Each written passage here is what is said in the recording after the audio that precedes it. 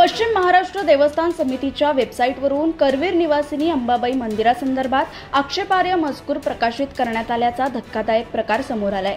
देवस्थान समितीच्या वेबसाईटवर श्री अंबाबाई देवीबद्दल आक्षेपार्ह मजकूर टाकल्याचा आरोप प्रजासत्ताक सामाजिक संस्थेचे अध्यक्ष दिलीप देसाई यांनी केलाय।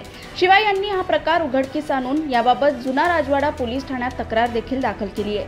गेल्या अनेक वर्षापासून हा मजकूर वेबसाईटवर होता, पण याकडे दुर्लक्ष करण्यात आलाय। त्यामुळे आक्षेपार्ह मजकूर टाकून भाविकांच्या भावना दुखवण्याचा प्रयत्न करणाऱ्यांवर कारवाई करण्याची मागणी दिलीप देसाई यांनी केली आहे। कोल्हापूरची श्री करवीर निवासिनी अंबाबाई ही जगत जननी आहे आणि ती 3.5 शक्तिपीठातले एक पीठ आहे आणि ह्या अंबाबाईचा इतिहास हजारो वर्षापासूनचा आहे। ही जगाची माता आहे आणि हिची सत्य माहिती वेबसाईटवर देणं पश्चिम महाराष्ट्र देवस्थानना अधिकृत होतं, परंतु पश्चिम महाराष्ट्राच्या सरकारी वेबसाईटवर जी माहिती कोणी लिहिली ती कोणी लिहिली याचा शोध अजून लागलेला नाही। परंतु याचे अध्यक्ष हे कोल्हापूरचे जिल्हाधिकारी आहेत आणि सचिव सरकारी अधिकारी आहेत। हेच त्यामध्ये अपलोड करणं किंवा एखादी माहिती काढून टाकणं याचे अधिकार आहेत। मग हे नेमकं कोणी केलं, का केलं, कोणी याची विटंबना केली आणि सर्वात वाईट भावना अशी म्हणजे मनाला वाईट वाटते की ही जी लिखाण केलेलं आहे हे अक्षरशः आक्षेपार्ह आहे, जे मी तुमच्या कॅमेऱ्यासमोर सांगू शकत नाही। जर तुम्हाला खरोखर हे आक्षेपार्ह काय लिहिले हे बघायचं असेल तर अजूनही वेबसाईट ओपन आहे, त्या वेबसाईटवर जावा, महालक्ष्मी अंबाबाईच्या वेबसाईटवर जावा, तुम्हाला ही सगळी आक्षेपार्ह माहिती मिळेल की कोण लिहितंय आणि का काढली जात नाही आहे। जोपर्यंत हे अंबाबाईची जी विटंबना केलेली आहे, धर्मात तेढ निर्माण केलेली आहे, नेमकं ह्यांना जाती धर्मात काय भेद करणारी ही कोण अवलाद आहे का याचा सगळा शोध झाला पाहिजे। ज्याने कोणी केलं त्याच्यावर जोपर्यंत गुन्हा दाखल होत नाही तोपर्यंत आम्ही थांबणार नाही। काल जुना राजवाडा पोलिसांनी सचिव पश्चिम महाराष्ट्र देवस्थान यांना काल नोटीस पाठवलेली आहे, त्याचा खुलासाही त्यांनी दिलेला आहे, पण नेमका हा कृत्य करणारा कोण आहे आणि त्याला साथ देणारे जे अधिकारी आहेत त्यांच्यावर फौजदारी कारवाई होणं आवश्यक आहे। कालच जुना राजवाडा पोलीस स्टेशनला आम्ही लेखी तक्रार दिलेली आहे। तक्रारीच्या अनुषंगाने काल नोटीस काढलेली आहे, त्याचा तपास सुरू आहे, परंतु अजूनही जिल्हाधिकाऱ्यांनी ही माहिती वेबसाईटवरनं काढलेली नाही। दरम्यान या प्रकरणाची प्रशासनानं गांभीर्यानं दखल घेतली असून याची चौकशी सुरू करण्यात आल्याचं जिल्हाधिकारी तथा देवस्थान समितीचे प्रशासक अमोल येडगे यांनी सांगितलंय।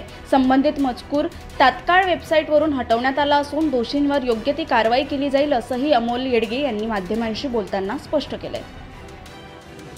श्री करवीर निवासिनी श्री महालक्ष्मी श्री अंबाबाई देवस्थानकडचं जे अधिकृत संकेतस्थळ आहे आपलं www.mahalakshmikollapur.com या वेबसाईटवरून जगभरातील सर्व भाविकांना ऑनलाईन माता अंबाबाईच्या दर्शनाची सोय आपण उपलब्ध करून देतो। त्यासोबतच काही ऑनलाईन डोनेशन असेल ते सुद्धा या वेबसाईटवरून भाविकांना अंबाबाईच्या सेवेसाठी डोनेशन देण्याची यावरती तरतूद आहे आणि नवरात्रीच्या काळामध्ये मोठ्या प्रमाणात यामध्ये सर्व्हरचा सपोर्ट घेऊन आपण जगभरातील सर्व भाविकांना दर्शन सुरळीतप्रमाणे लाईव्ह दर्शन व्हावं यासाठी आपण काळजी घेत असतो। आपली जी वेबसाईट आहे ती 2011 साली वेबसाईट आपली तयार करण्यात आलेली आहे आणि तेव्हापासूनचा मजकूर वेबसाईटवरती आहे। सध्या धर्मशास्त्र मार्गदर्शक हे जे पद देवस्थानकडे आहे त्यांच्यामार्फत जे काही सर्व संदर्भ ग्रंथांचा अभ्यास करून काही माहिती आहे ती तयार करणं सुरू आहे। काल एक आक्षेपपत्र आम्हाला पोलीस विभागाकडून आले की वेबसाईटवरचा जो मजकूर आहे त्याबाबत आक्षेप घेतल्याबाबतचं पत्र प्राप्त झालं। ते पत्र पाहिल्यानंतर जी माहिती देवस्थानकडून आता घेण्यात आली की 2011 साली वेबसाईट तयार करण्यात आलेली आहे आणि त्यावेळचा मजकूर आहे तो वेबसाईटवरती आहे। तो आक्षेप घेतल्यानंतर त्याची गांभीर्याने दखली घेण्यात आलेली आहे आणि यामध्ये जी काही प्राथमिक चौकशी करावी लागेल ती देवस्थानकडून केली जात आहे। जे आत्ताच तो आक्षेप कसा आला त्याबाबत ही माहिती आम्ही घेतोय आणि त्यानंतरही काही कारवाई करावी लागेल तीसुद्धा कारवाई केली जाईल। माझं सर्व माता अंबाबाईच्या भक्तांना, कोल्हापूरच्या सर्व नागरिकांना नम्र आव्हान आहे की यामध्ये लोकांच्या भावना दुखवण्याचा कुठलाही उद्देश समितीचा नाही। यामध्ये चौकशी केल्यानंतर चौकशींती जी काही कार्यवाही करायची तीही केली जाईल आणि योग्य ती सुधारणासुद्धा केली जाईल आणि देवस्थान समितीकडून योग्य ती कार्यवाही वेबसाईट अपडेट ठेवणं, वेळोवेळी वेबसाईट मेंटेन ठेवण्याचं कामकाज यापुढेही केलं जाईल।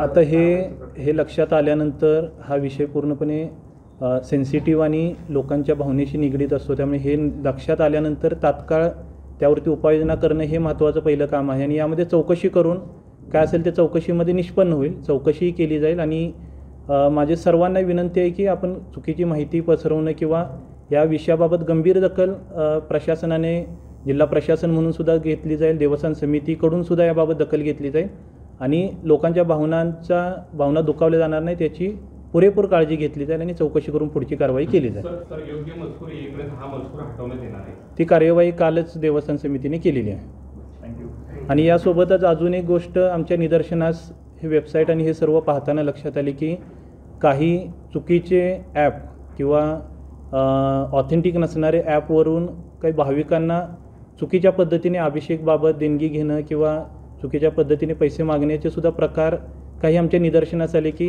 देवाच्या नावाने, महालक्ष्मीच्या नावाने त्याबाबतची सुद्धा गंभीर दखल देवस्थान समितीने घेतलेली आणि याची माहिती घेऊन त्याबाबतची सुद्धा पोलीस कारवाई करणं जेणेकरून भाविकांचं कोणत्याही पद्धतीची फसवणूक होणार नाही याबाबतची सुद्धा दक्षता देवस्थान समिती या आठवड्यात पोलीस विभागाच्या मदतीने कार्यवाही त्याबाबत करणार आहे. वेबसाईट हॅक नाही झाली, काही चुकीचे ॲप्लिकेशन, आपली वेबसाईट आहे ती तर सुरक्षित आहे, काही देवाच्या नावाने जे काही चुकीचे ॲप्लिकेशन आहेत अशी काही तक्रारी आमच्याकडे आलेल्या आहेत आणि आमच्याही निदर्शनास आलेल्या आहे. त्याबाबतही कुणी चुकीचं देवीच्या नावाने भाविकांची फसवणूक करणं किंवा पूजेसाठी पैशाची मागणी करणं असे प्रकारही लक्षात आलेले आहे. त्याबाबतसुद्धा पोलीस विभागाकडे तक्रार करून भाविकांचं कोणत्याही पद्धतीची फसवणूक त्यामध्ये होणार नाही याची काळजी देवस्थान समितीकडून घेतली जाईल.